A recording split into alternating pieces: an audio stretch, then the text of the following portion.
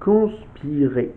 Tramer en commun. La mort, le renversement du chef de l'État.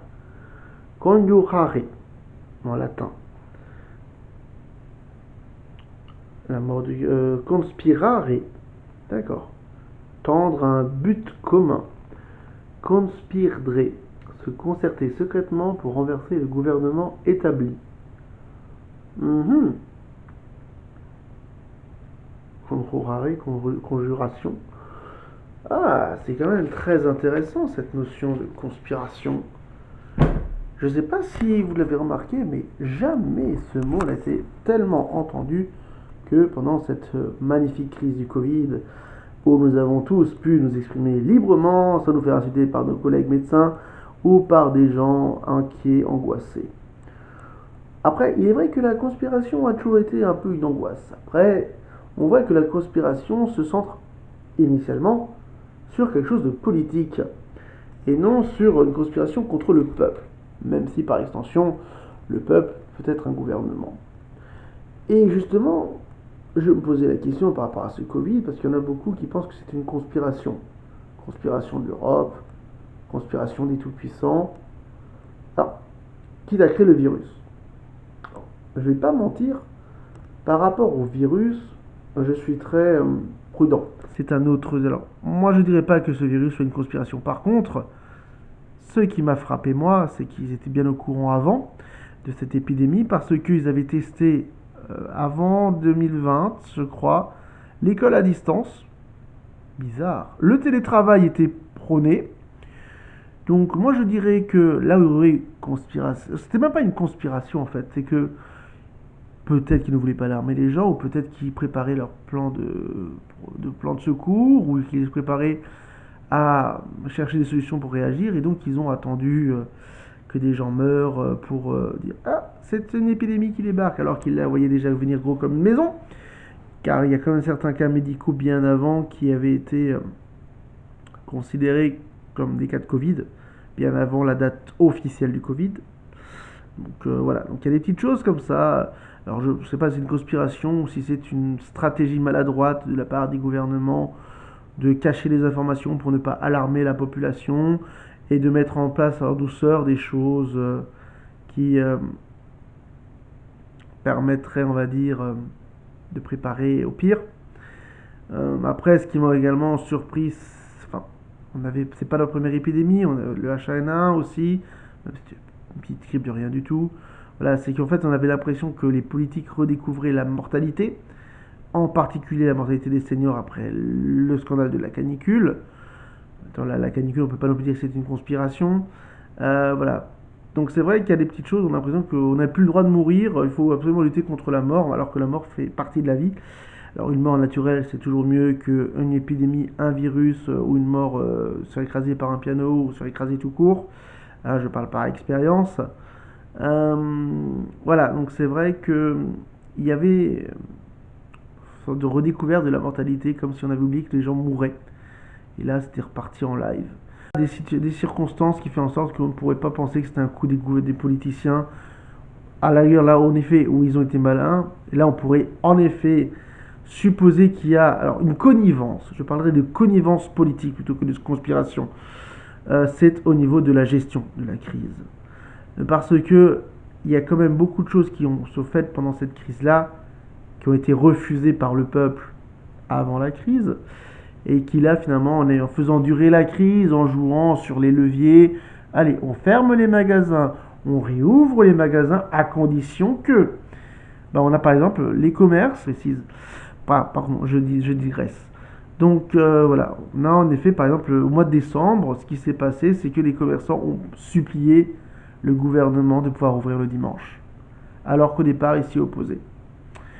Ensuite après, l'autre coup que le gouvernement pourrait faire, c'est après le scandale des Gilets jaunes et la débâcle gouvernementale lors des Gilets jaunes, le gouvernement devait sans doute rechercher un moyen de consolider ses liens avec la population. Donc si j'avais le droit d'exprimer ma liberté de penser, enfin non, mon droit à la conspiration, puisque c'est le sujet à la mode, je dirais que le gouvernement s'est exprès mis en Je vous aime, chers citoyens, j'aime les seniors, je vous aime. Si vous vous sentez seul, venez vers nous, suivez-nous, écoutez-nous, aimez-nous.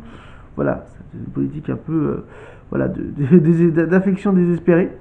Il y avait ça aussi qui m'avait surpris. Bon, le télétravail, j'en ai parlé, l'école à domicile, j'en ai parlé. De toute façon aussi, ça fait un bout de temps que les gouvernements veulent faire sauter les profs. Trop de profs, trop de services publics.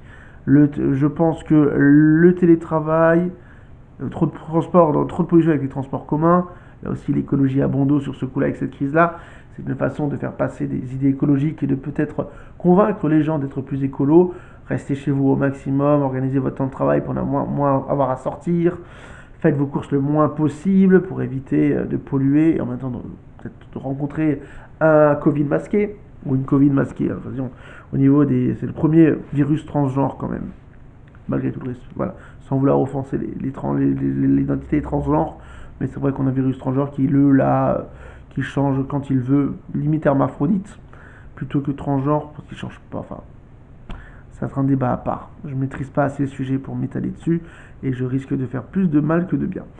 Voilà, donc aussi pareil, l'école à domicile, une nouvelle norme, qui teste.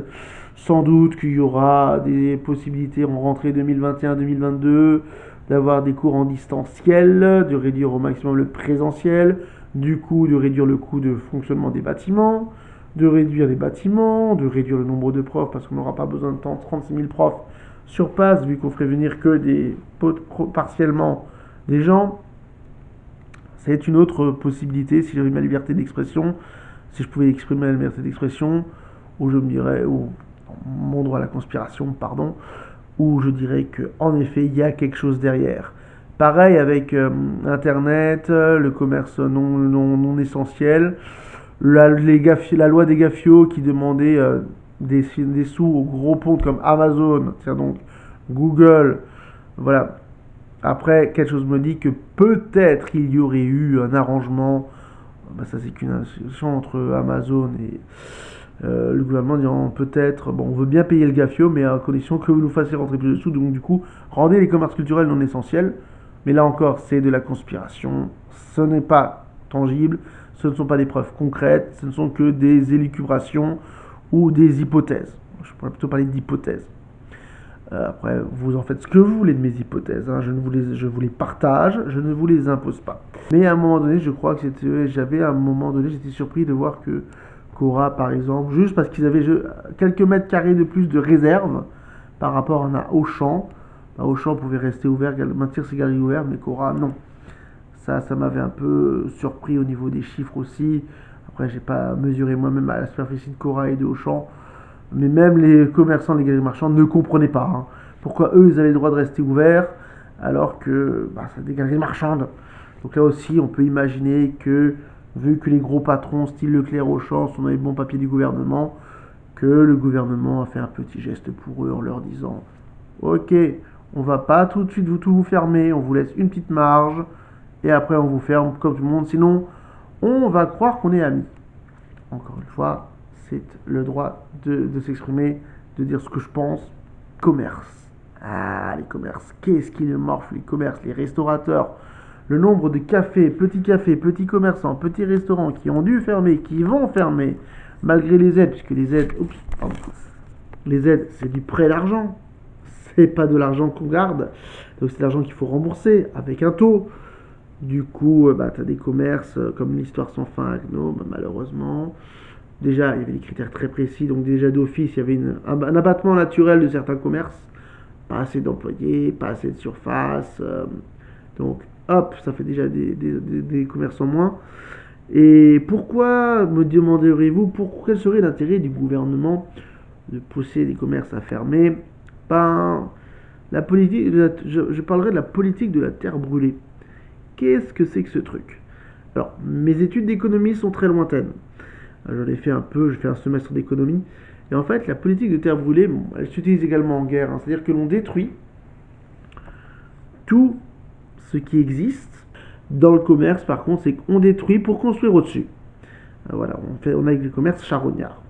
En gros, voilà, il y a des commerces qui vont mourir, qui n'auront pas les moyens de payer, donc du coup, on va les fermer. Du coup, ça va créer du chômage, mais du coup, ça fait des locaux de vide en plus. Du coup, ça peut faire des nouveaux logements ou des nouvelles entreprises qui peuvent recruter.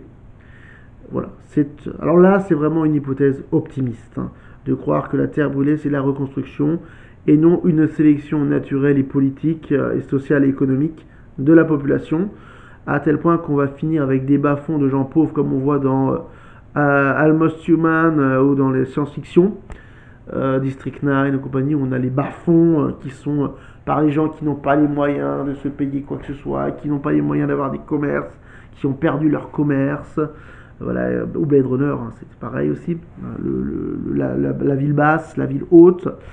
Voilà. Donc ça à mon avis, c'est surtout plutôt ça qui risque de se passer. C'est une rupture très nette entre ville haute, les gens riches, les gens aisés, les gens qui peuvent s'acheter des commerces, qui ont les moyens, qui ont les bons contacts, les bons filons, qui ont su se nourrir astucieusement de ce qui se fait, et les gens pauvres qui vont être condamnés par une société pour là aussi créer une sorte de sélection tragique, puisque on est trop nombreux, il n'y a pas assez de travail pour tout le monde, c'est une réalité, hein. C'est le grand drame du gouvernement, on fait des CDD, mais en même temps, il y a des lois qui sont passées où les CDI devraient être plus obligatoires, mais avec des périodes d'essai à rallonge. Voilà, donc c'est vrai que c'est un des grands problèmes, et c'est vrai que de se dire, de toute façon, ce jour de facilité, c'est le gouvernement de dire, je détruis tout, on reconstruit dessus, et pour reconstruire, et justement, comme on va reconstruire, ça va débloquer des situations.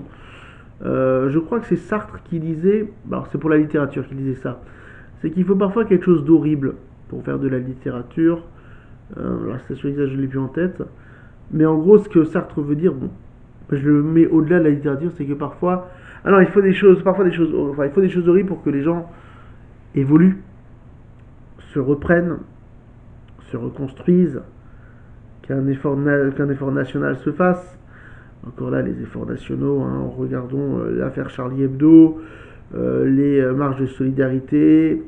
Solidarité une journée, 2 jours après, les tensions reviennent. Donc voilà, donc c'est aussi une forme d'hypocrisie, il ne faut pas se mentir, hein. Mais bon. Après, est-ce que c'est la démarche qui est hypocrite ou c'est l'être humain qui est hypocrite? C'est un autre débat sur lequel j'ai pas forcément d'avis tout de suite. Enfin, si, j'ai des avis tranchés, mais c'est pas l'objectif de donner des avis tranchés. C'est plutôt d'échanger sur les avis des uns et des autres. Donc voilà, hein, là où il y aurait conspiration à la rigueur, s'il devait y avoir conspiration, ce n'est pas tant dans la naissance de la crise, de l'épidémie, mais dans la gestion de l'épidémie. Où là, en effet, il y a des moyens de faire pression sur machin, de créer des opportunités en détruisant des choses, de se consolider économiquement, voilà, de se consolider parce que justement il y a moins de dépenses, enfin, c'est quand même beaucoup de dépenses en Europe. Se consolider économiquement, socialement, non, ça va plutôt créer des tensions.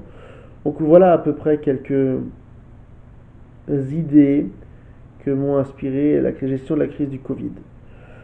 Ce sont que des idées, ce sont que des opinions, je ne les fais que les partager avec vous. Libre à vous de donner votre avis dessus, ou pas, d'adhérer ou pas à ce que je dis. La question, c'est si vous n'êtes pas d'accord, si vous avez des contre-arguments, ou si vous voulez creuser la réflexion proposée, ou voire même l'améliorer, parce que je ne suis pas un philosophe, même si j'adore réfléchir et j'adore débattre. N'hésitez pas à partager, à commenter, ouais, à partager vos opinions, à commenter, à vous exprimer dans le respect des uns et des autres et toujours dans la bienveillance. Il ne s'agit pas de rabaisser ou de reprocher à quelqu'un de ne pas penser comme vous, mais il s'agit de construire ensemble une vision globale, large, une pensée plus complète de ce qu'une telle situation peut amorcer comme situation ou comme réflexion et dans quelle mesure on peut faire en sorte que le monde évolue à travers ces réflexions-là.